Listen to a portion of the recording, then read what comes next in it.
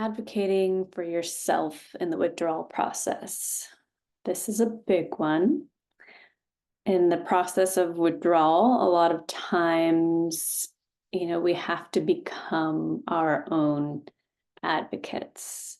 We have to take time to research and understand the symptoms we're going through and possible treatment options. We have to be as unafraid as possible to ask as many questions or seek second opinions. And I know it can be frustrating because it's overwhelming with all of this different information out there while you're feeling really sick and overwhelmed and you're trying to go to the doctor and ask all the questions you want to ask to get all the information that you want, but a lot of times they don't want to take the time with you and you feel rushed and you feel unseen and unheard, or the only other option is another pill, or they just gaslight you and don't believe you and what you're going through.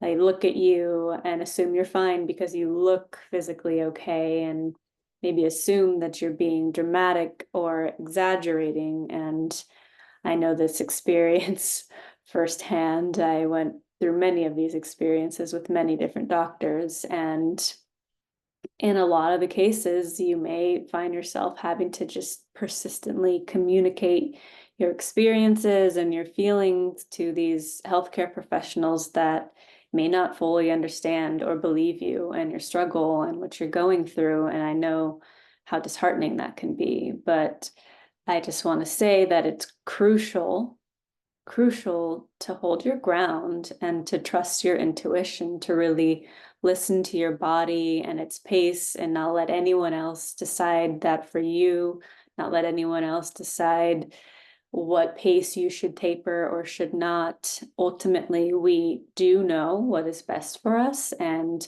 we have to stand up for ourselves in these moments when people are pushing back or not listening.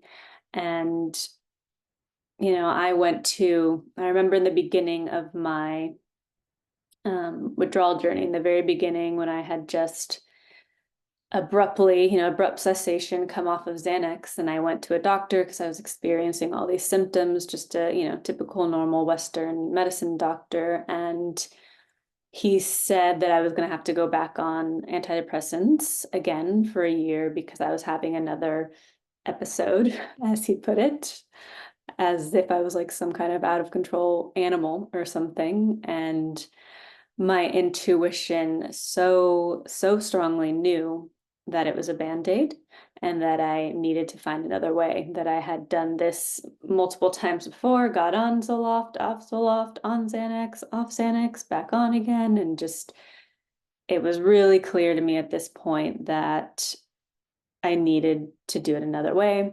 And this was a band-aid, and I left his office crying and with a bottle of Zoloft, kind of considering what I was going to do. And I remember coming home, and my best friend of probably like 15 years, who I trusted the most in the world, she was a nurse at the time.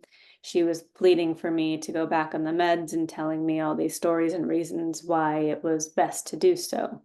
And I remember my mom coming up to me, like confronting me in one moment, standing in front of me and telling me that she really thought I should go back on the meds. And she looked me right in the eyes and said, like, I know you want to do this your way, in a more natural way, but that's going to take so much longer. And if you just get back on the medications, it'll be quicker and it'll be easier. Like, don't make it harder on yourself. And I remember in that moment, I had this like instant gut reaction. And I love my mother to death and I trust her like more than anyone else in the world. But I had this instant reaction of like, no, like, no. I so knew that was the wrong path. I knew that, I think I told her, I think I looked her right back in the eye and said, like, I understand your concern and I understand where you're coming from, but like, I've been through so much of this before, and I've been on medications and so many rounds of them, and look where I am now. It's actually like 10,000 times worse. So it's just a band-aid. And I know doing this natural way is going to be slower, but I know that I need to, and I need you to respect that. And I knew that in the face of the people that I trusted most in the world, the doctors that I had, thought I trusted over the years, and kind of obviously my trust was waning at this point, but all these people and authorities and people that I trusted telling me to do this out of, fear and out of concern and out of love, not out of malice in any way, but I knew that I needed to listen to what my gut was telling me, and I needed to trust myself. And it was really scary to like stick to my guns and like go the other way and have other people like guessing or judging me and doubting me, and having to like go down this blank path where I didn't really know where to go and what I was doing. But I knew, the antidepressants weren't the right option. So I took those, I threw those away, and I ended up working with, like, going down the spiritual path and working with a whole bunch of naturopathic doctors and holistic doctors, and that ended up being my path. And I found that they, not all of them, but a lot of them took the time to have a long, 1 hour, 2 hour first session to get to know what was really going on. They asked a lot of deep questions. They listened to me. They responded and took the time to answer my questions. They weren't rushing me in and out of an office in 15 minutes.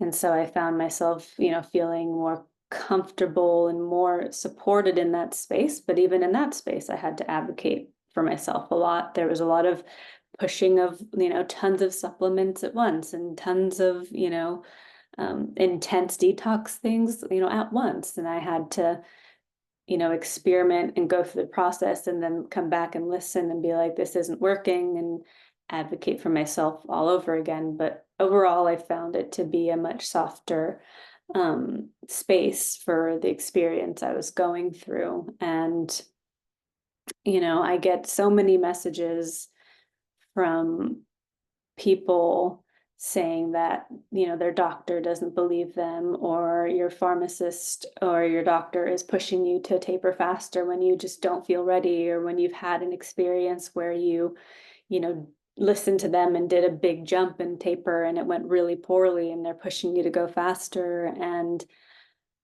ultimately, we have to listen to ourselves. We have to listen to the pace of our body. We have to trust ourselves, and we have to be our own advocates in this process to, speak up for ourselves and express what we need and what feels best for us. And if we're seeing a doctor or a practitioner that doesn't believe us or is pushing us and just isn't listening, quite frankly, you need to find another one, find another doctor, find another pharmacist, find someone that you feel comfortable and confident with, that is going to take you seriously and listen. If, you do advocate for yourself with your current doctor and it still isn't aligning. So yeah, this is just a, reminder that we need to be our own advocates and speak our truths. And also, I know that it can be really difficult because you're so overwhelmed, and you're going to the doctor, and you feel really alone, and you're getting all this information from all these people. So the overwhelm makes it harder to hear yourself, and makes it a little harder to gather that strength to stand up for yourself and ask the questions and do the research. I know it's just such an overwhelming process, but I hope that, hearing this can give you some ease and some inspiration that you can do this, and you can be your own advocate, or you can ask for someone in your family to like support you in this process, and review what the doctor had given you, and come to the doctor with you so that they can maybe speak for you when you're aligned in what you're and what you're looking to get to in this process. If you're aligned with the person that you bring in with you, then maybe they can help and speak up for you when your mind goes blank, and have that person to lean on. so that it doesn't have to be solely, all on you to advocate for yourself. But again, ultimately, that's where it comes from. So just know that you can, and I'm here an advocate for you from, behind the screen and in this space.